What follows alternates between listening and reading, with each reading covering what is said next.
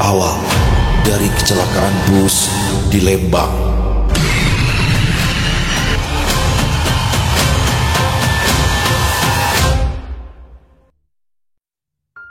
Jam menunjukkan pukul 11 malam lewat sedikit ketika notifikasi orderan masuk ke ponselku. Lokasinya di minimarket 24 jam di Jalan Cempaka, tak jauh dari tempatku biasa mangkal kalau malas keliling. Ku pencet terima tanpa pikir panjang. Namanya yang muncul cukup menarik perhatianku, Laras Ayuning Tias. Kupikir kebetulan saja. Laras bukan nama yang langka. Tapi sesampainya di minimarket dan melihat perempuan bersweater abu-abu berdiri sambil merapatkan jaket kerjanya, aku langsung tahu ini bukan kebetulan. Laras, ia menoleh cepat lalu tersenyum kecil. "Mas Re," aku mengangguk sambil menurunkan masker. Udah lama sekali ya, dia mengangguk pelan. "Terakhir kita ketemu waktu aku masih kelas 2 SMP seingatku. Kamu yang dulu sering duduk di bawah pohon mangga kan, yang dekat ruang BK," kataku sambil tertawa kecil. "Dan Mas Re yang selalu datang ke kelas kami cuma buat pinjam penghapus kubu guru kan?" Kami tertawa. Rasanya aneh bertemu lagi setelah bertahun-tahun di tengah malam di depan minimarket hanya karena aplikasi mempertemukan kami. "Lagi pulang kampung ya Mas?" tanyanya sambil membuka masker. "Enggak juga, sekarang tinggal di sini, ngojek," jawabku. "Kamu sendiri?" "Oh, aku kerja di sini, shift malam, baru sebulan." Hening sejenak, Laras melirik ke dalam minimarket yang mulai sepi, lalu suaranya berubah pelan. "Mas Re, Mas masih ingat nggak tragedi bus waktu studi tur angkatanku?" Aku menoleh.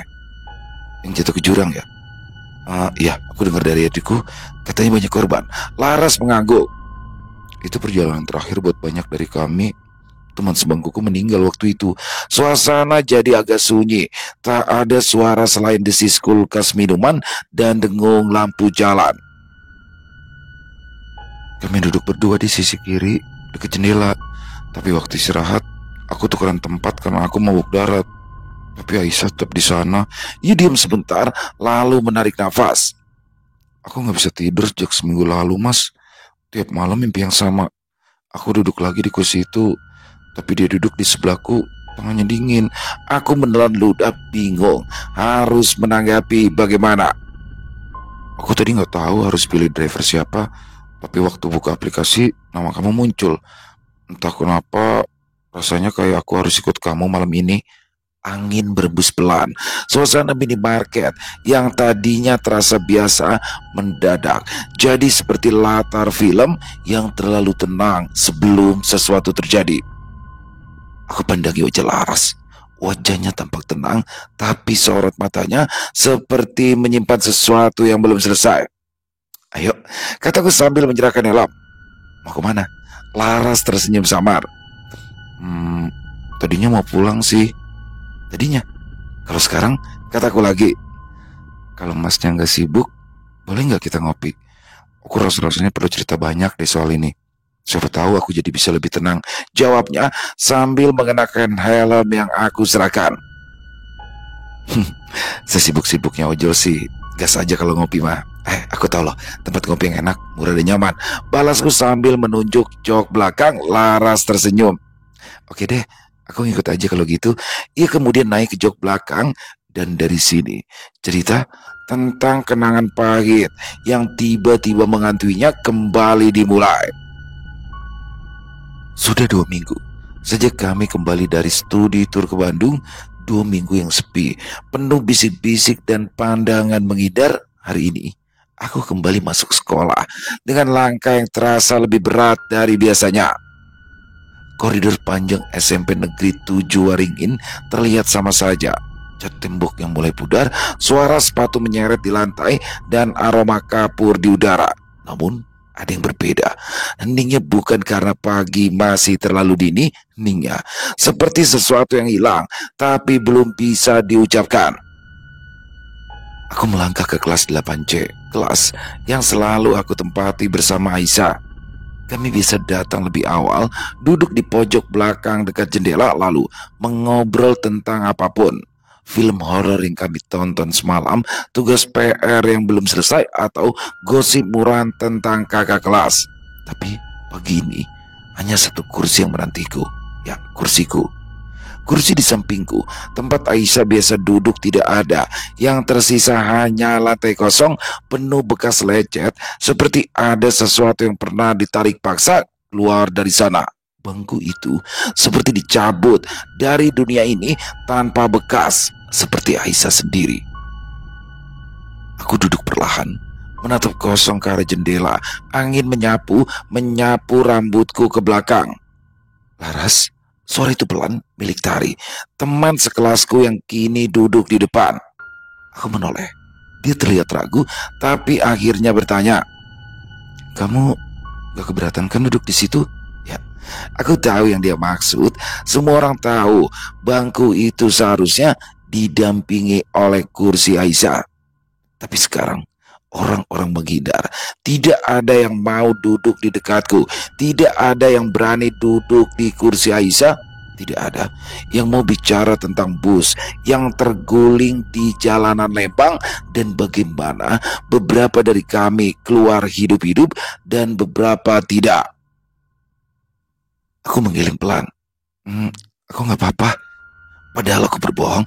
Satu-satunya hal yang terus berputar di kepalaku adalah detik-detik saat bus kami oleng. Aisyah sempat berteriak. Tangannya mencengkram lenganku, tapi aku melepaskan. Aku menendang jendela darurat dan keluar lebih dulu.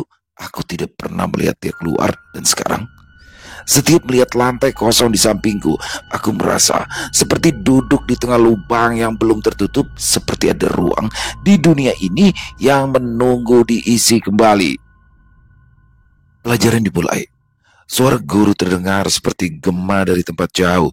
Aku mencoba menyalin dari papan tulis, tapi ujung pensilku bergetar dari sudut mataku. Aku melihat sesuatu di lantai. Tepat di tempat kursi Aisyah biasa berada, ada bekas goresan halus, seperti kursi yang ditarik mundur lalu kembali ke posisi semula. Aku mengedipkan mata. Tidak, itu hanya ilusi cahaya. Mungkin hanya goresan lama yang baru saja kusadari. Tapi entah kenapa, aku merasa seseorang sedang berdiri di belakangku, mengamati, menunggu. Dan untuk pertama kalinya, aku tak berani menoleh ke belakang. Keesokan harinya, pagi itu, kelas lebih dingin dari biasanya. Udara terasa lembab dan anehnya aroma tanah basah dari kemarin itu masih tercium. Aku masuk paling awal seperti biasa, berharap ada ketenangan sebelum bel sekolah berbunyi. Tapi langkahku terhenti di ambang pintu. Bangku itu kembali. Kursi Aisyah duduk manis di tempat semula, di pojok belakang, tepat di sebelah kursiku. Kursi kayu coklat yang sama, dengan goresan kecil di kaki kanan dan bekas stiker kartun yang sudah setengah terkelupas di bagian sandarannya. Sama, ya, sama persis seperti sebelum kecelakaan. Padahal aku tahu, kami semua tahu, kursi itu sudah dibawa ke gudang oleh Pak Herman, sang petugas kebersihan, sehari setelah berita duka itu diumumkan. Aku bahkan sempat mendengar sendiri suara kursi diseret di koridor menuju ke arah gudang, diseret pelan dan juga berat, seakan tidak rela untuk dipindahkan. Tapi sekarang kursi itu ada di sini, tanpa suara, tanpa penjelasan. Aku mendekat perlahan, menelan ludah yang mendadak terasa tajam saat jariku menyentuh permukaan kayunya. Sensasi dingin menjalar ke kulit. Kayu itu bersih, terlalu bersih untuk sesuatu yang sudah disimpan 2 minggu di gudang yang berdebu. Aku menoleh keluar kelas. Koridor masih kosong, tak ada siapapun yang bisa kutanya. Akhirnya aku duduk di tempatku sendiri, mencoba berpura-pura tidak terganggu. Tapi sejak bangku itu kembali, semuanya berubah. Selama pelajaran pertama, aku merasa diawasi, bukan oleh teman sekelas ataupun guru, tapi dari arah samping. Seperti ada mata yang mengintip diam-diam, seperti Aisyah sedang memiringkan kepala, memperhatikan apa yang kutulis. Kadang juga aku mendengar Suara gesekan pelan, seperti pulpen yang menyentuh kertas padahal aku sudah berhenti menulis. Di sela pelajaran kedua, ketika semua orang sibuk mencatat soal dari papan tulis, aku mencoba mengintip ke arah bangku Aisyah kosong. Tapi ada bayangan samar di atas kursinya, bentuk bahu mungkin, atau bayangan rambut yang menggantung di samping wajah. Tapi saat aku mengedipkan mata, bayangan itu menghilang. Yang membuat dadaku semakin sesak adalah parfum. Ya, parfum melati khas Aisyah yang selalu dipakainya setiap hari. Harumnya lembut, kadang terlalu kuat, tapi khas. Dan hari itu, duduk di samping kursi itu, aku mencium aroma yang sama padahal tidak ada siapapun di sana. Tidak ada siapapun yang memakai parfum itu lagi sejak dia pergi. Aku menunduk, mencoba fokus menulis, tapi pulpenku tiba-tiba meluncur ke lantai. Aku menunduk untuk mengambilnya dan saat itulah aku melihatnya. Ya, sepatu hitam, ukurannya kecil, berdiri diam di sisi bangku Aisyah, menghadap ke arahku. Hanya sepasang sepatu tanpa kaki, tanpa bayangan tubuh. Aku menahan nafas, tidak bergerak. Aku tidak berani mengangkat kepala. Aku hanya bisa menatap sepatu itu sampai suara langkah kaki Pak Guru masuk dan membuatku tersentak. Dan saat aku menoleh, sepatu itu sudah tidak ada. Tidak ada yang melihat, tidak ada yang tahu. Sampai akhirnya Tari duduk di kursi depan menoleh dengan wajah pucat dan berkata, "Tadi kamu manggil aku ya?" Aku tidak berani menjawab karena di belakang Tari hanya ada aku dan bayang-bayang Aisyah yang aku lihat samar-samar sedari tadi. Aku menatap Tari dengan penuh keraguan. Bagaimana mungkin aku bisa menjelaskan bahwa Aisyah memang kembali ke pojok itu? Hari-hari berlalu dengan lambat. Sejak kursi itu kembali, sekolah tidak lagi terasa seperti tempat belajar bagiku. Kelas 8C sekarang seperti ruang tunggu antara dunia yang hidup dan yang belum sepenuhnya pergi. Aku semakin jarang bicara, bahkan dengan Tari. Setiap aku duduk di sebelah kursi itu, jantungku seperti menahan sesuatu, seolah ada bisikan yang tak terdengar di udara yang terus-menerus memanggil-manggil namaku tanpa suara. Pagi itu pelajaran matematika. Pak Bambang, Pak Guru yang terkenal galak, berdiri di depan papan tulis sambil mencoret-coret angka rumit yang baru kulihat sekali di buku. Dia membalikkan badan dan menunjuk satu soal. Siapa yang bisa jawab ini? Ayo, Laras, Tari, Rehan. Tidak ada yang menjawab. Pak Bambang mendesak. Kalian semua ini terlalu nyaman. Kalau begini terus kalian gak akan lulus ujian. Dia lalu berjalan ke samping papan, kemudian menatap seluruh kelas dengan tajam. Oke, sekarang siapa yang bisa jawab? Akar dari 729. Ning, hanya suara kipas angin di langit-langit yang menderu dengan pelan. Dan kemudian suara itu pelan, jernih, dan berasal dari deretan bangku belakang. 27. Semua kepala menoleh ke arah belakang. Aku membeku. Ya, itu adalah suara yang aku kenal. Suara yang dulu seringkali menjawab dengan ragu di setiap kuis kelas. Suara yang selalu menoleh padaku untuk memastikan jawabannya benar. Suara Aisyah. Pak Bambang mengerutkan dahi. Siapa? Siapa tadi yang jawab? Tidak ada yang mengangkat tangan. Tidak ada yang bicara. Pak Bambang kemudian melangkah ke arah belakang. Nafasnya berat, seperti menahan amarah. Siapa yang bercanda? Angkat tangan. Dia berdiri tepat di samping kursi Aisyah, menatap bangku kosong yang sekarang terlihat seperti siapapun bisa saja duduk di sana, termasuk seseorang yang tak terlihat oleh mata manusia. Kalau memang tidak ada yang mengaku, semua saya hukum, geramnya. Tapi tak ada satupun dari kami yang bicara, karena kami semua tahu tidak ada yang sedang bercanda, tidak ada yang iseng, tidak ada yang berani. Aku menunduk. Telapak tanganku terasa dingin. Di ujung mataku, aku melihat pulpenku sedikit bergerak. Ya, bergerak sendiri. Seolah ada yang mendorongnya pelan ke arah tengah meja. Lalu suara itu kembali. Kali ini lebih pelan, nyaris seperti gumaman. Laras, masih ingat aku? Aku menggigit bibir, menahan air mata. Di luar jendela, langit mendung menggantung seperti bayangan kelabu. Suasana kelas hening kembali, tapi tidak ada yang sama. Bel pulang belum berbunyi, tapi satu persatu siswa sudah tidak tenang. Kursi Aisyah kini lebih daripada sekedar kursi kosong biasa. Dia menjadi sesuatu yang hidup, yang merasa, yang mengamati, dan yang masih ingin bicara. Dan aku tahu, itu baru permulaan. Aisyah belum selesai. Hari itu aku datang terlambat. Bukan karena bangun kesiangan, tapi karena sengaja setiap malam aku semakin sulit tidur saja. Suara samar-samar, mimpi bus terbakar, dan bayangan Aisyah berdiri di pinggir tempat tidurku membuatku enggan menatap pagi. Saat aku akhirnya sampai di gerbang sekolah, kelas sudah dimulai.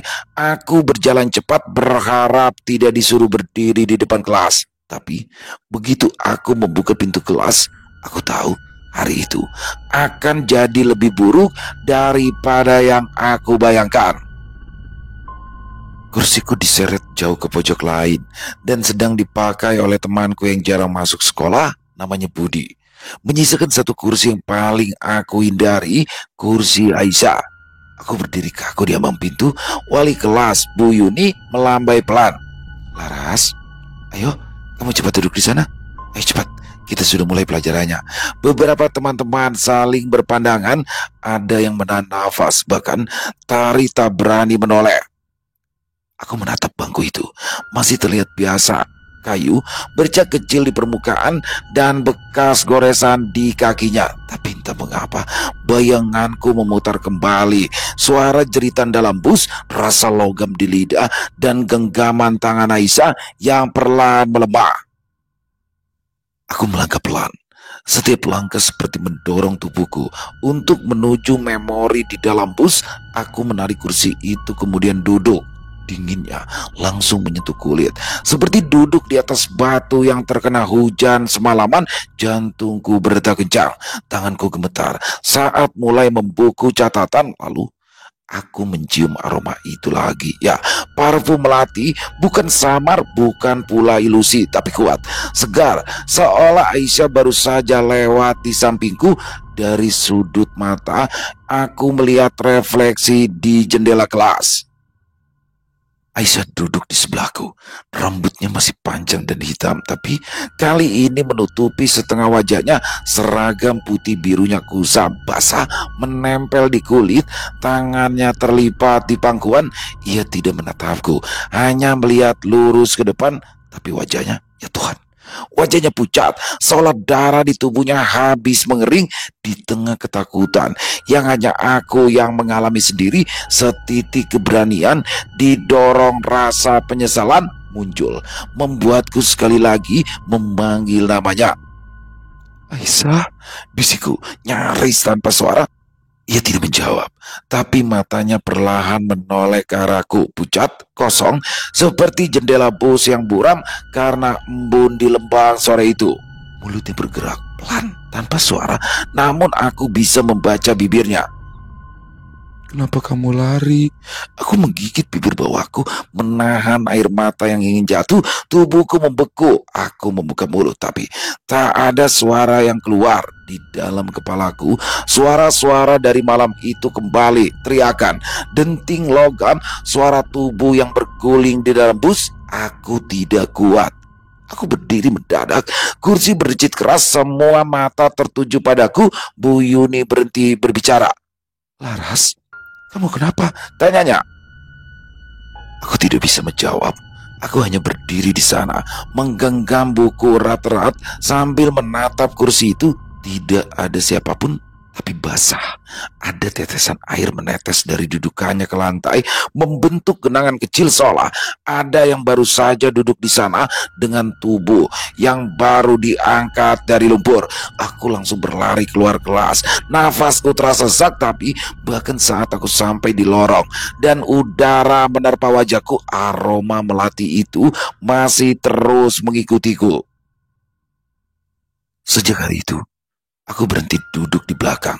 Setiap pagi, aku datang lebih awal hanya untuk memilih tempat duduk paling depan, bahkan jika harus duduk dengan Rehan si tukang ganggu ataupun Dita yang tak pernah berhenti mengunyah permen. Aku tidak peduli asalkan aku bisa jauh dari kursi itu, kursi Aisyah. Tapi sejauh apapun aku duduk, aku tetap merasa dekat.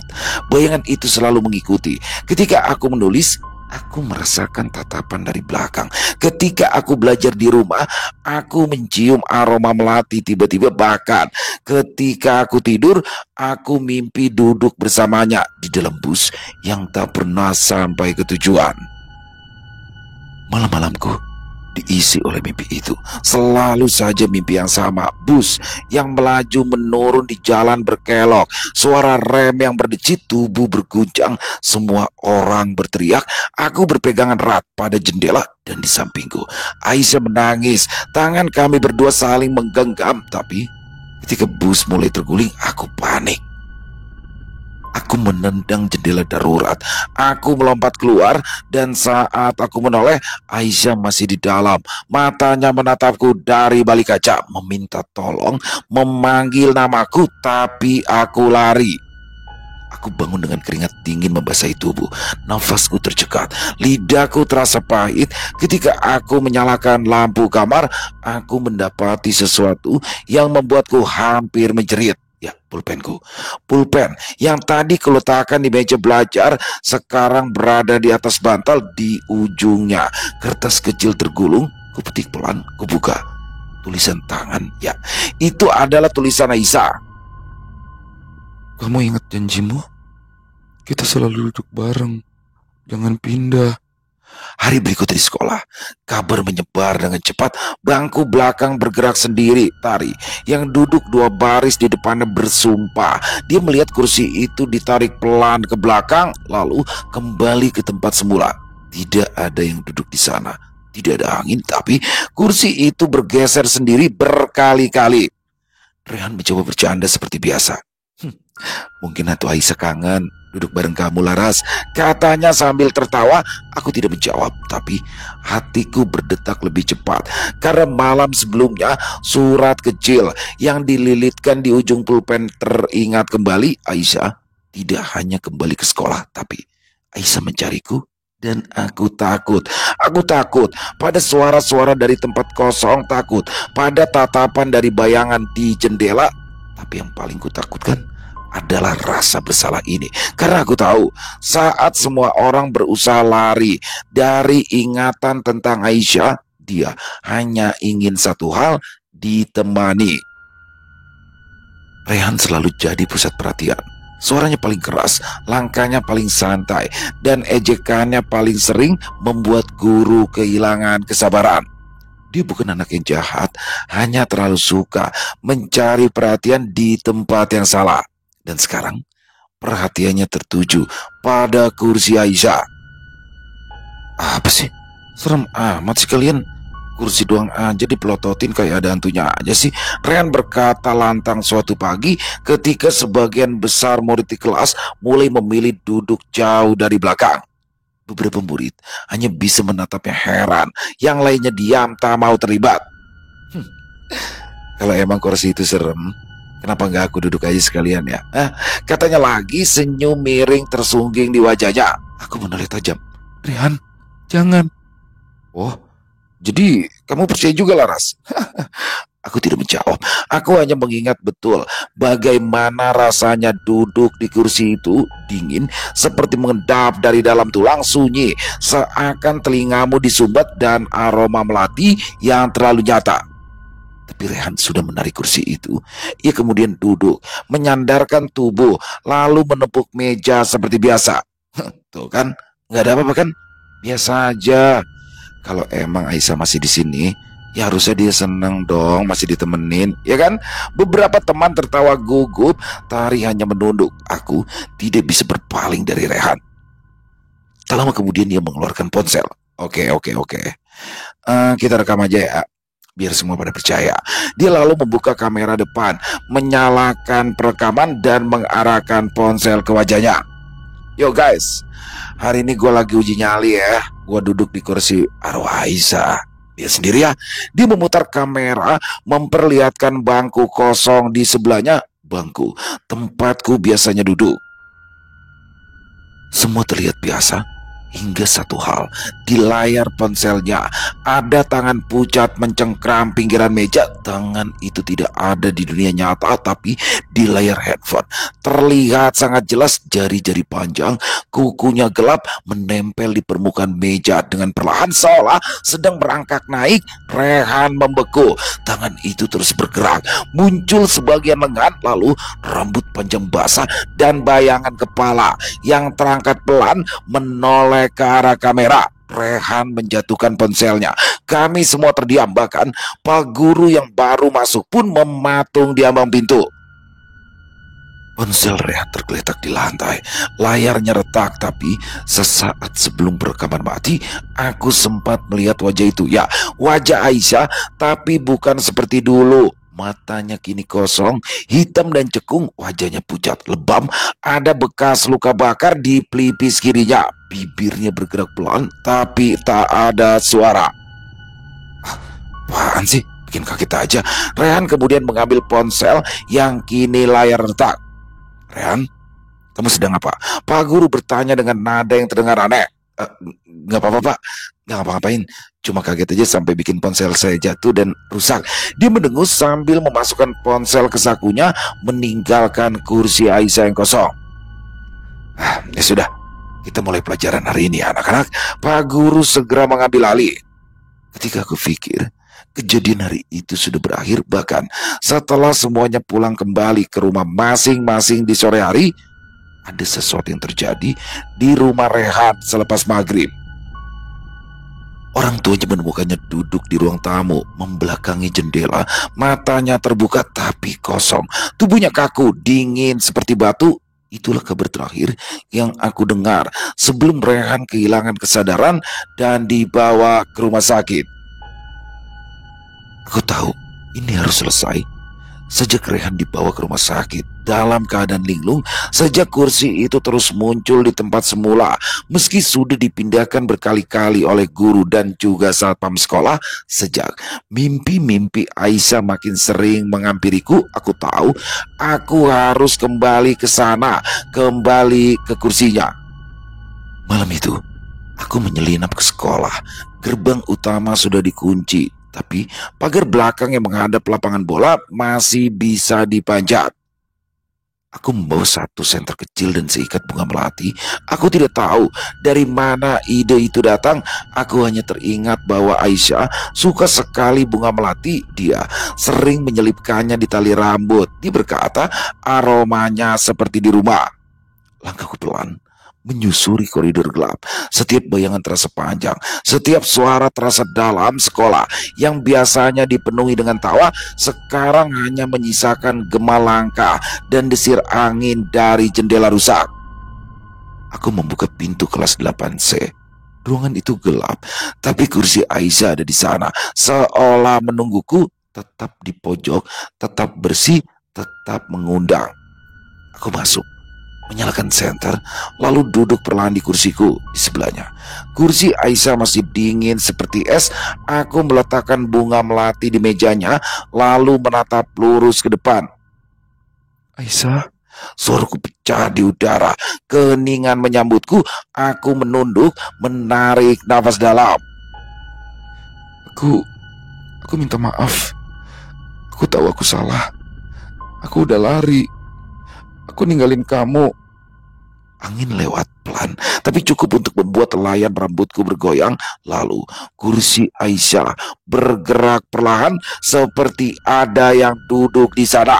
Aku membeku, tak berani menoleh, tapi aku tahu jika dia ada di sampingku, duduk diam dan menunggu. Aku mulai menangis, tidak bisa menahan air mata lagi. Bukan karena takut, tapi karena rindu, karena kehilangan, dan karena rasa bersalah yang tak bisa aku bicarakan pada siapapun selama ini. Aku nggak bisa narik kamu keluar waktu itu. Aku takut. Aku nyaris mati juga, Aisyah. Tapi aku nggak pernah berhenti mikirin kamu. Suara kecil menyaut lembut, seperti nafas terakhir yang tertinggal di udara. Aku tahu. Aku menoleh. Aisyah sedang duduk di sana, tapi kali ini bukan seperti di dalam mimpiku. Wajahnya terlihat lebih tenang, matanya tak lagi hitam legam, tapi bening dan basah. Rambutnya kering, disampirkan ke satu sisi seperti biasa. Seragamnya bersih, tidak ada lumpur, tidak ada darah. Aku cuma pengen kamu ingat, Katanya pelan. aku nggak marah. Aku nggak sedih. Waktu aku meninggal, semua orang pura-pura nggak ingat. Kursiku diangkat, fotoku disimpan, seolah aku nggak pernah ada. Aku menggenggam tangannya, dingin tapi tidak menakutkan. Kamu masih ada, Aisyah. Di sini, di ingatanku, di tempat kita duduk bareng, di semua cerita tentang kita. Aisyah tersenyum, air matanya jatuh tapi tak bersuara. Aku cuma pengen pamit dengan tenang. Angin bertiup lembut seperti seseorang membuka jendela di ujung lorong. Aisyah berdiri, tubuhnya mulai memudar perlahan seperti cahaya pagi yang menarik kembali bayangan malam. Terakhir, dia menatapku. Makasih ya, udah balik lagi ke sini. Lalu Aisyah menghilang, hening, kembali menyelimuti kelas, tapi kali ini bukan hening yang dingin, melainkan hening yang damai. Pagi itu langit cerah, seperti lembaran baru, tidak ada mendung, tidak ada angin menusuk seperti biasanya. Di sekolah, suasana terasa ringan, seakan semua murid dan guru baru saja menarik nafas panjang yang telah lama tertahan.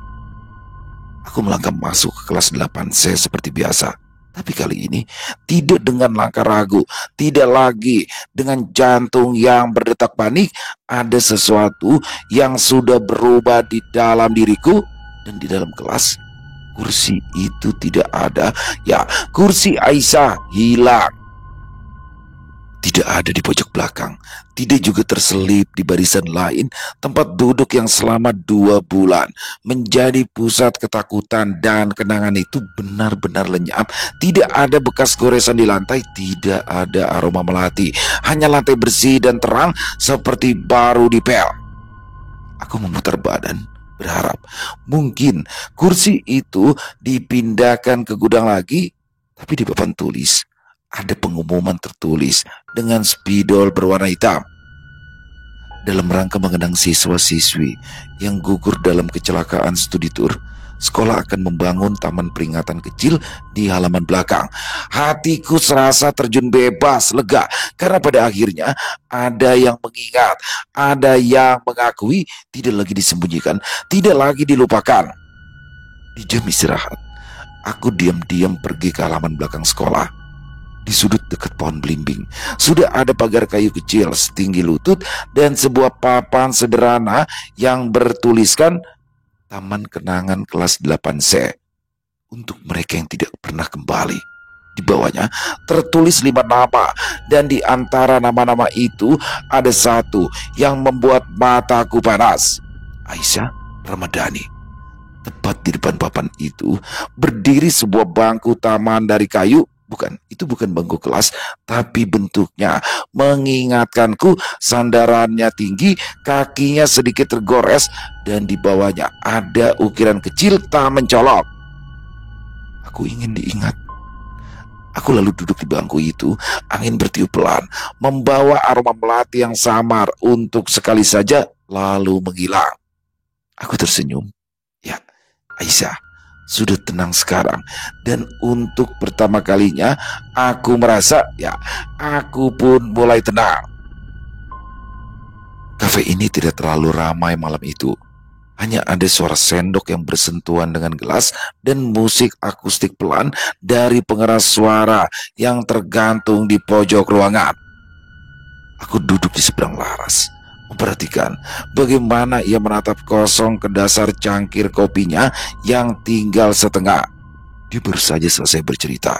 Cerita panjang, aneh, gelap, tentang kursi kosong di kelasnya, tentang sahabat yang meninggal di dalam kecelakaan studi tour, tentang Aisyah. Aku, tidak memotong.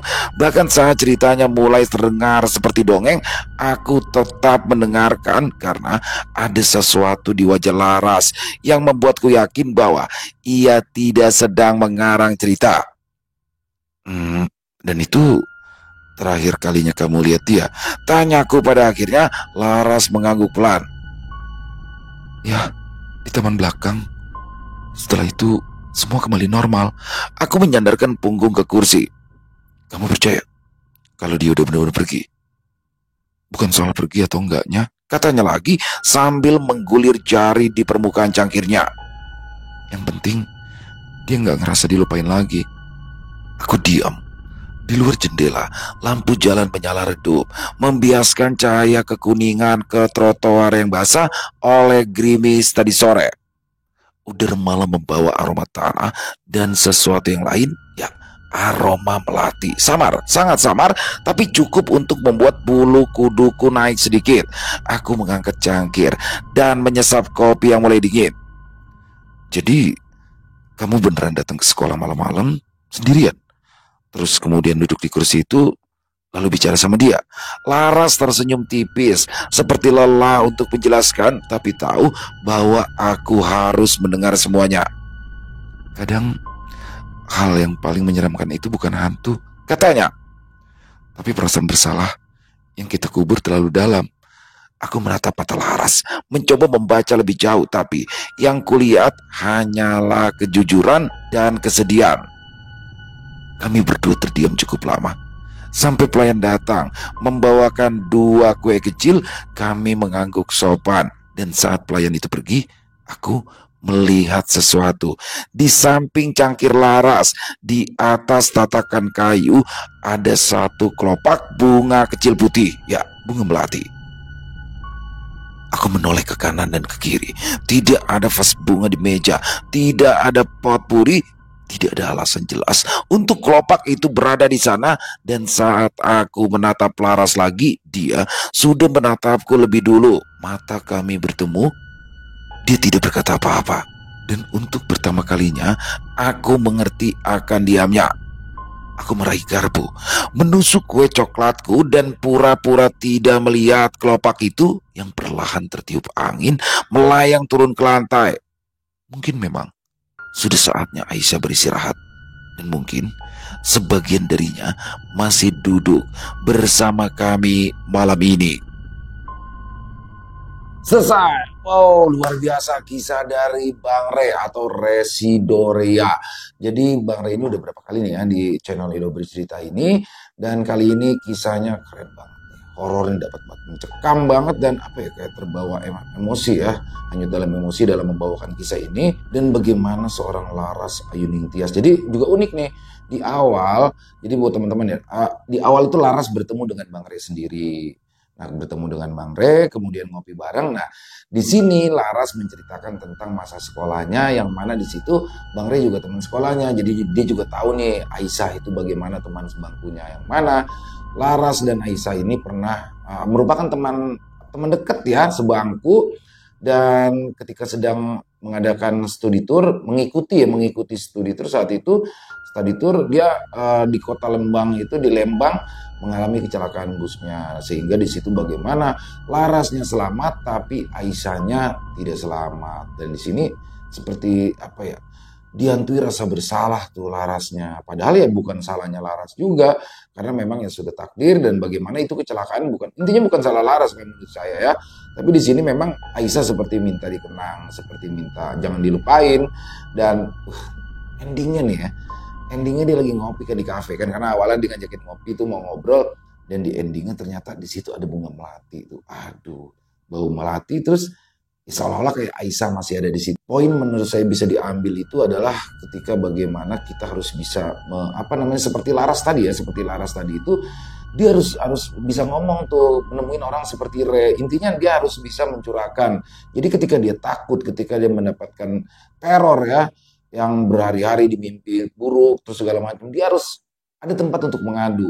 Harus ada tempat untuk mengadu, jangan dipendam sendirian sehingga dia kan berbuat nekat datang ke sekolah malam-malam. Untungnya nggak ada apa-apa, tapi kalau terjadi apa-apa gimana? Dan untungnya juga secara mentalnya masih kuat, masih bagus. Jadi buat teman-teman, poin yang menurut saya bisa diambil adalah kalau memang kita sedang ada masalah berat seperti Laras ini, kita ceritalah. Bisa sama orang tua, bisa sama teman. Ya intinya kita cari orang yang menurut kita nyaman aja. Jadi jangan dipendam sendirian ya teman-teman ya. Overall kisahnya keren banget. Terima kasih Bang Re atau Resido Rea atas kisahnya yang luar biasa. Ditunggu lagi untuk kisah-kisah selanjutnya. Dan semoga kisah barusan bisa menghibur teman-teman semua ya, para pecinta penikmat horor misteri. Lebih khususnya lagi kepada para subscriber dari channel Ilo Bercerita. Buat teman-teman yang suka dengan videonya, bisa diklik tombol like yang tombol jempolnya. Boleh juga dibantu di share ya link videonya ini ke teman-teman yang lain agar juga ikut merasa terhibur. Dan buat teman-teman yang punya komentar lain, yang punya pendapat lain, bisa menuliskannya di dalam kolom komentar ataupun hanya sekedar saling menyapa. Insya Allah kami akan menjawab satu persatu. Dan buat teman-teman yang mungkin belum subscribe channel Ilo Bercerita, yuk diklik dong tombol subscribe. Jangan lupa lonceng notifikasinya dinyalakan agar teman-teman selalu mendapatkan notifikasi dari konten-konten yang akan kami upload selanjutnya. Dan untuk channel Ilo Bercerita ini kami upload setiap hari teman-teman, setiap malam jam 9 malam waktu Indonesia bagian Barat. Oh iya buat teman-teman yang mungkin punya kisah horor misteri yang diangkat dari pengalaman pribadi, apabila mungkin berkenan untuk dibawakan di channel kami, silakan bisa mengirimkannya ke nomor telepon kami yang ada di sini. Bebas ya kirimannya, boleh dalam bentuk tulisan, boleh dalam bentuk rekaman suara, senyamannya teman-teman aja. Buat teman-teman yang sudah mengirimkan kisah, kami ucapkan terima kasih di akhir kata. Saya Ilo mengucapkan permohonan maaf apabila mungkin dalam pembawaan kisahnya barusan ada kata-kata saya yang salah ataupun ada kata-kata saya mungkin yang kurang berkenan. Saya mohon dibukakan pintu maaf yang seluas-luasnya. Sampai berjumpa lagi di konten-konten kami selanjutnya yang pasti tidak kalah serunya, yang pasti tidak kalah horornya. Masih bersama saya Ilo di channel Ilo Bercerita. Salam sehat, sukses selalu untuk kita semua. Wassalamualaikum warahmatullahi wabarakatuh.